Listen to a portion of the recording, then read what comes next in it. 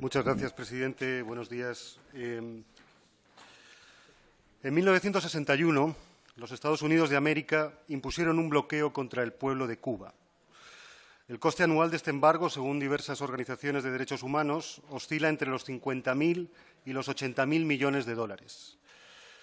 El Gobierno cubano cifró en 1.600 millones los costos adicionales en servicios directos a la población, más unos 6.500 millones de dólares en fuga de cerebros. La propia Comisión de Comercio Internacional de los Estados Unidos calcula en unos 1.300 millones de dólares la pérdida anual de ingresos por exportaciones en los últimos años a esta isla de 8 millones de gentes dignas. La anomalía histórica que supone esta circunstancia tiene una larga explicación. A riesgo de ser reduccionista, diré, no obstante, que Cuba es la única, que sigue pagando hoy los costes de una guerra fría terminada hace ya más de cuarto de siglo. Mientras el eje atlántico ha ido abriéndose en la última década al Asia-Pacífico, ¿no? Países como China o como Vietnam son hoy ya importantísimos socios de los países OCDE, Cuba, no obstante, nunca supo lo que fue el deshielo. No por comunista, no por violar más o menos derechos humanos. Buscándole explicaciones a este enquistamiento tan costoso para los millones de cubanos y cubanas que lo han padecido, algunos han insistido en el lobby anticubano que opera en Washington.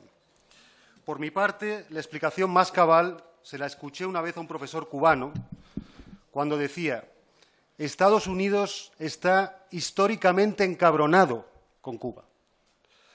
Así es. Hay que saber de historia latinoamericana contemporánea para entender que Cuba siempre fue un mal ejemplo.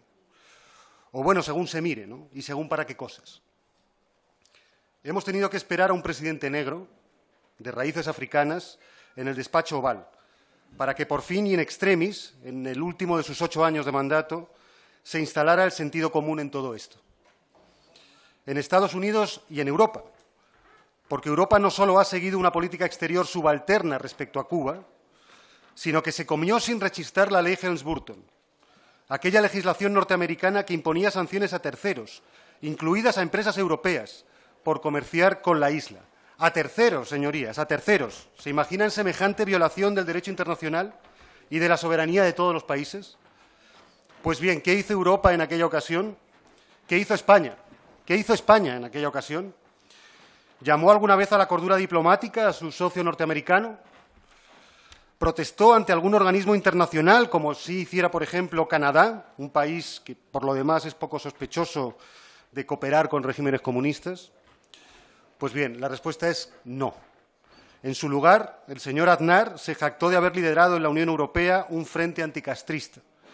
Aquella audaz y ejemplar estrategia llamada pomposamente Posición Común sobre Cuba, fijada en 1996, que 20 años después ha rendido pingües beneficios económicos, políticos y humanos a todas las partes. Es decir, nada. No ha rendido nada. No ha servido para nada. Porque ni los derechos civiles y políticos en Cuba se han visto más o menos afectados en estos años, que era el objetivo declarado de aquel planteamiento, ni la población cubana, europea o norteamericana se han visto favorecidas por lo que podía haber sido una política activa de intercambio. Vergüenza doble para el Gobierno español de entonces, por supuesto, que no supo reivindicar la historia viva Cuba-España, España-Cuba, comercial, artística, intelectual, familiar y humana, actuando así en contra de los objetivos e intereses nacionales del país, de España, por prejuicio ideológico y seguidismo faldero a los Estados Unidos. Ahora, 20 años después, volvemos a cambiar de rumbo al calor de Washington. Dicen también que al calor del Vaticano, pero esas son cosas que solo Dios o su vicario saben. Bienvenido sea este nuevo cambio de posición. Apenas se han tomado las primeras decisiones importantes. La embajada norteamericana en La Habana abrió apenas este verano, 2015, mientras que Europa acaba de firmar el acuerdo de diálogo político y cooperación bilateral hace un mes. La única forma de provocar una sana apertura en la isla es abrirse a ella. Ahora bien, el proceso dista mucho aún de estar normalizado. Ese sello solo podrá imprimirse una vez el embargo económico y comercial, el maldito bloqueo, haya sido derogado, haya sido terminado. Me temo que Obama no las tiene hoy consigo en las cámaras estadounidenses para llevar esta empresa hasta este punto. Y esto es muy preocupante, señorías. Ante este desafío que sin duda se plantea en este proceso de deshielo anacrónico con Cuba, ¿sabrá estar Europa a la altura?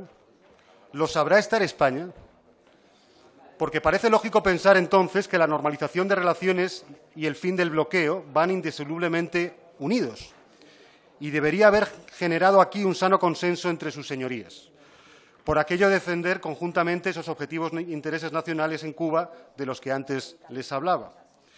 191 países de las Naciones Unidas, todos salvo Estados Unidos e Israel, han condenado el bloqueo, todos, incluidos los sucesivos gobiernos españoles.